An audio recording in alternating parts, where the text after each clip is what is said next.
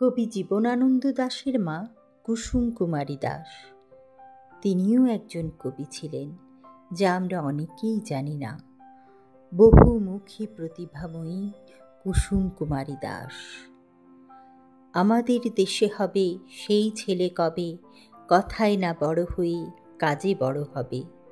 মুখে হাসি বুকে বল, তেজে ভরা মন, মানুষ হইতে হবে এই যার পণ।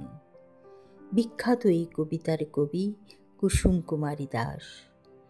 21 সেপ্টেম্বর 1875 খ্রিস্টাব্দ, মতান্তরে 1282 বঙ্গাব্দের 21শে পৌষ বরিশাল জেলার গৈলা গ্রামের এক বিদ্যানুরাগী পরিবারে জন্মগ্রহণ করেন। তার পিতা চন্দ্রনাথ দাস এবং মাতা ধনমণি। তিনি ছিলেন আদর্শ সন্তানের জননী। তার জ্যেষ্ঠ পুত্র বাংলা সাহিত্যের বিখ্যাত কবি, রূপসী বাংলার কবি জীবনানন্দ দাশ। কুসুম কুমারী দাশের বাবা চন্দ্রনাথ ব্রাহ্মধর্ম গ্রহণ করায় গ্রামবাসীদের সাথে বিরোধিতায় বাধ্য হয়ে পৈতৃক ভিটা ছেড়ে পরিবার সহ তাকে বরিশালে চলে আসতে হয়।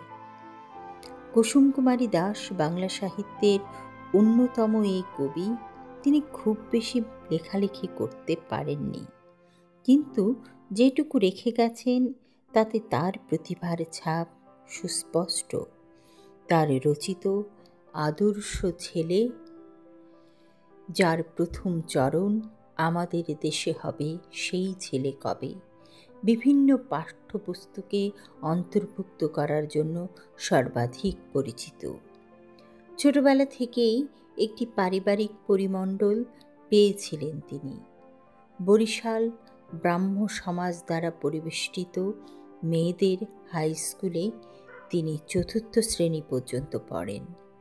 এরপর তার বাবা তাকে কলকাতায় বেথুন স্কুলে ভর্তি করেন। প্রবেশিকা শ্রেণীতে পড়ার সময়ে 1894 সালে বরিশালের ব্রজমোহন ইনস্টিটিউশনের প্রধান শিক্ষক সত্যানন্দ দাসের সাথে কুসুম কুমারী দাশের বিয়ে হয়।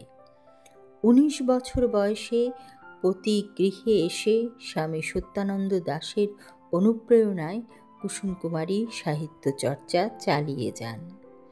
বিভিন্ন পত্রিকায় তার কবিতা প্রায়ই প্রকাশিত হতো।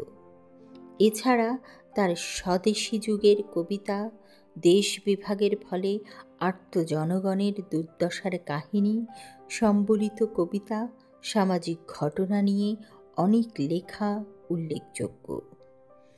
কুসুম কুমারী দাস শুধু যে একজন কবি ছিলেন তা নয়, তিনি ছিলেন বহুমুখী প্রতিভার অধিকারী।